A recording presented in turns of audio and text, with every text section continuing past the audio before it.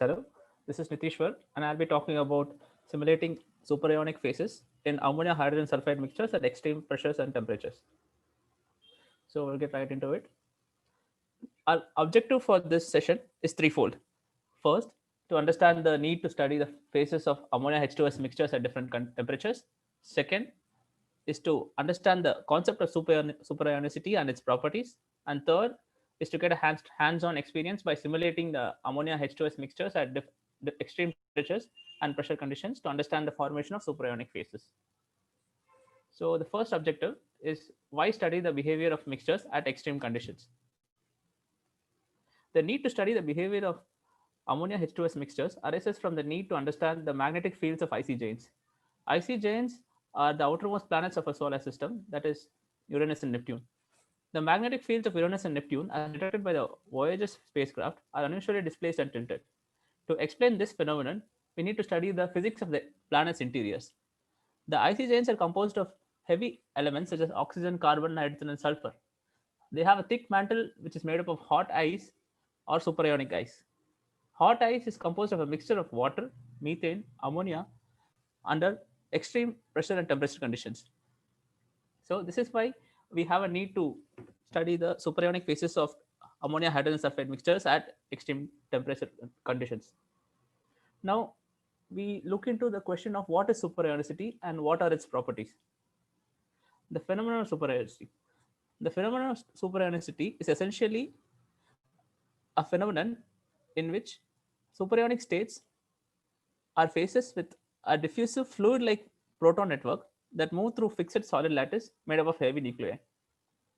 Since the proton acts as a fluid, the state is a perfect acid.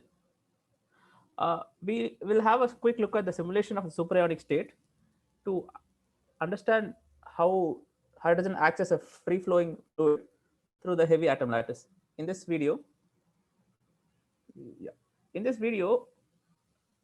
the blue spheres denote heavy atoms and the smaller white spheres denote hydrogen. Some hydrogens are colored to help us keep track of its movement. Here we see that some of the hydrogen atoms, all of the hydrogen atoms move randomly throughout the crystal lattice, while the heavy atoms, which are blue colored spheres over here, remain fairly static at their original crystal positions. So this is essentially the phenomenon of superionicity in one video. So next we look at the properties of superionic phases. Conductivity of superonic phases. Since the protons jump from one atom to another in the superonic ice, these jumping protons act as conductors and superonic states conduct electricity. This phenomenon is called as superonic conductivity. This graph over here explains how superonic states, which are on the left side of the graph, have higher conductivity compared to the normal states, which are over here. The next property we'll be looking at is the melting point of superonic phases. Since the hydrogens follow a random motion in the solid atom sublattice, we see an increase in the ice's entropy. This increase in entropy in turn would make the ice much more stable than other kinds of ice crystals, causing an increase in its melting point. This is visible over here in this PT grid. Over here we see that the melting point of superonic ice is higher than that of other phases of ice. Now we move on to a third objective, which is to simulate ammonia H2S mixtures at different temperatures. So we carried out all of the simulations in WASP code. The unit cells for the ammonia quadrisulfide crystal structures were obtained from the Hermann Group's website at the University of Edinburgh. The monoclinic unit cells, which were obtained from the website, were used to build cubic supercells, which contained 364 atoms with a volume of 985 angstrom cube. These are the unit cells which were obtained from the Hermann's group, and this is the supercell that we have constructed using the data. Now 20 nanoseconds of NVT simulations at 80 GPa were performed for these crystals for a range of temperatures from 500 Kelvin to 3000 Kelvin in 500 Kelvin intervals.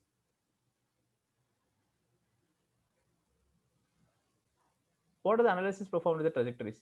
So we performed radial and partial distribution. We calculated radial and partial distribution function for every time step. We calculated the mean for the displacement using a self-written Python script. We calculated the diffusion coefficients using an MSD plot, and we predicted the state of the crystal at different temperature points and also the approximate melting point of the entire crystal. Now we look at the temperatures and energy variables throughout the simulation, just to have an idea of how well the simulation has performed. Over here, we see that the temperature of the simulation has remained fairly constant after a quick stabilizing phase in which the temperature varied a bit. And in terms of energy, we see that energy is increasing with the temperature, which is logical. So we see that these plots are reasonable and consistent with the parameters used. Now moving on to the MSD plot of nitrogen and sulfur, we see that the MSD plot of sulfur uh, is pretty much constant. It fluctuates a bit between 0 and 0.25 angstrom for temperatures ranging from 500 to 2500 Kelvin. However, at 3000 Kelvin, we see a steep rise in the MSD. This probably corresponds to the melting of the crystal and the loss of the structure of the crystal. Over here, we also see a similar pattern in nitrogen MSD. We see that for temperatures up to 2500 Kelvin, we see small fluctuations in the MSD, but for temperatures at for the 3000 Kelvin line, we see that we see that the MSD increases humongously, and this suggests a molten state as well. Then we look at the MSD of hydrogen atoms, but this in this case it is different because we see the onset of superionicity. Over here at 1000 Kelvin, we see the onset of superionicity, and hydrogen starts to behave as a Brownian fluid with its MSD keeping on increasing. However, the hydrogen line for 500 Kelvin is fairly constant, indicating that it's still in the solid molecular phase. So in conclusion, the 500 Kelvin phase is a solid. The 1000 to 2000 Kelvin cases are superionic fluids, while the 3000 Kelvin phase is a liquid phase. Now we look at the partial distribution function at different phases.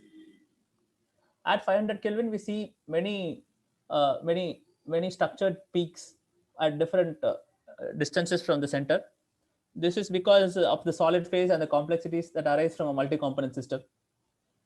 For the 1500 Kelvin case, when the superionicity is achieved, we see that most of the peaks are smoothened out for hydrogen interactions, for HH, NH, and SH interactions.